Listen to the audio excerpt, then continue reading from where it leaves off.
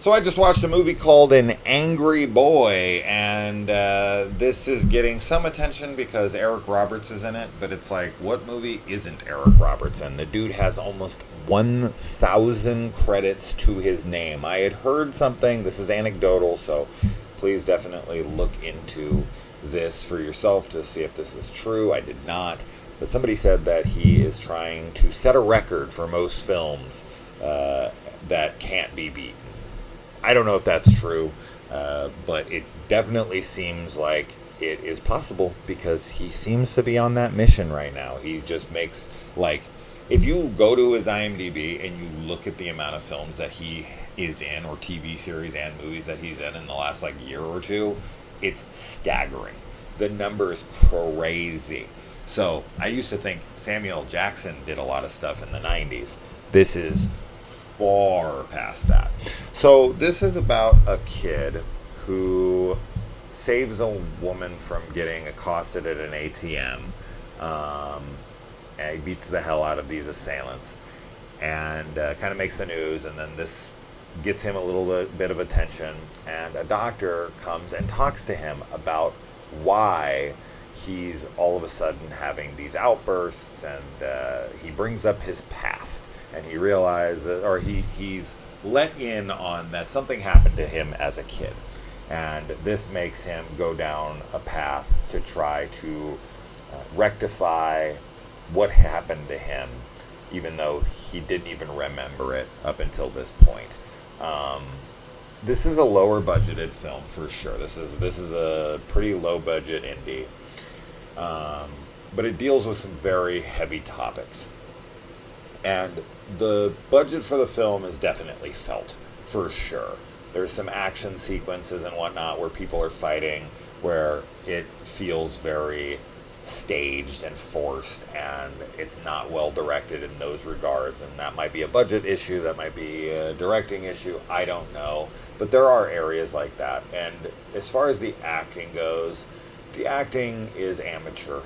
But it's not horrible. I found one of the antagonists, the main antagonist in this, his performance wasn't really working for me that much. He wasn't terrible. Once again, I don't think anybody's terrible in this because I watch a lot of ultra low budget indie films, so I've seen actual bad acting, and nobody in this is terrible.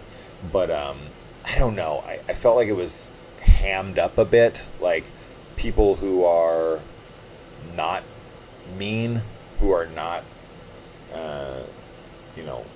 familiar with evil in their world, they have a harder time emulating that. Not that everyone who can do it is evil. I'm just saying it's this like overreach past their grasp on that character or their range as an actor. I don't know. Whatever it is, for me, and this is my own take on it, it just felt a little forced, like the trying very hard to seem like an evil guy kind of thing. And it unfortunately wasn't working for me. And our main guy here, he's the troubled kid who wants revenge, and he is desperately seeking out his attackers and whatnot. I think he's pretty good. I think he's pretty believable. And he also has a friend with him who once again, and so I'm just reiterating the same points here. Overall, I did quite like this movie. I did connect with it because of the subject matter and because you can't not root for these people. You definitely want to see these people taken down, and there's definitely some fist-pumping moments. There's quite a few of them, actually. And I really did like where this ended up. The ending, I think, is really damn good. Like the last 20, 30 seconds is a huge cathartic fist bump kind of thing. So if you want to watch a movie that has pretty dark, heavy subject matter as far as like the implications of what's going on. Nothing's explicitly shown in this film, but it does deal with them pretty head on. And if you're somebody who's easily upset by like pedophilia and stuff like that, then this might be too much for you.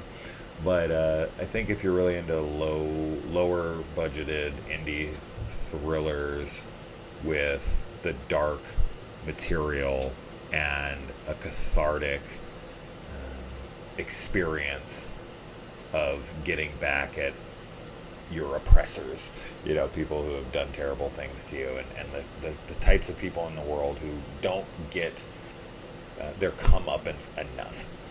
This could be a good watch for you, but you've got to accept the budget, you've got to accept the range of the actors and all of that. But I do think at the core, at the heart of this movie and how it's presented and how it all concludes and the lead ups to things, I think there's enough going on here that as long as you're okay with all of those things, you'll probably enjoy this one.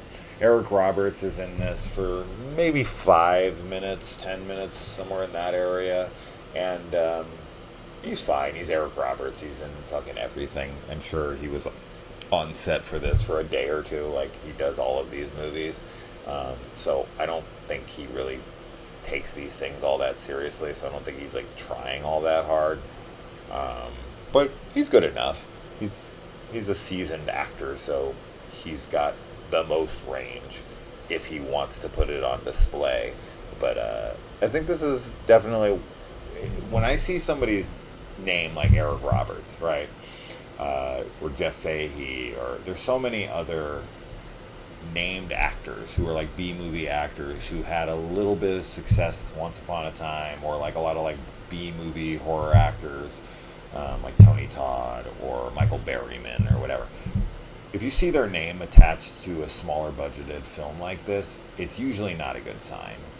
Typically those movies are terrible. Not always. There's a gem here and there, right, that they show up in, and you're like, oh, it's about time.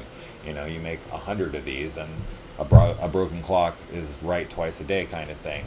You're going to make an accidentally good one once in a while. And I think that this is a better one than he's used to making as of late. And I think this one actually might be worth your time if you're into all of the things that I mentioned. So yeah, I think this is a cool one. This is a cool one. So I look forward to your thoughts for anyone who wants to check out something like this and support indie thrillers and indie horrors.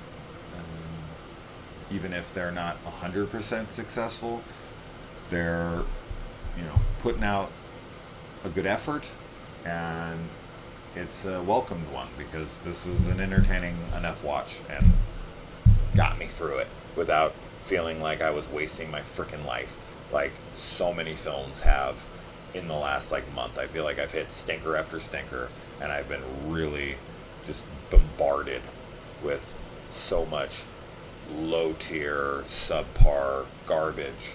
It's nice. I mean, you could argue this one gets a bump up because of how much lamer shit I've been watching. So this is a welcomed surprise and may be elevated from the low bar that I'm currently operating at. But I don't know. I feel like I feel the same way no matter what. But yeah, let me know if you'd watch this, and I'll see you in the comments. All right.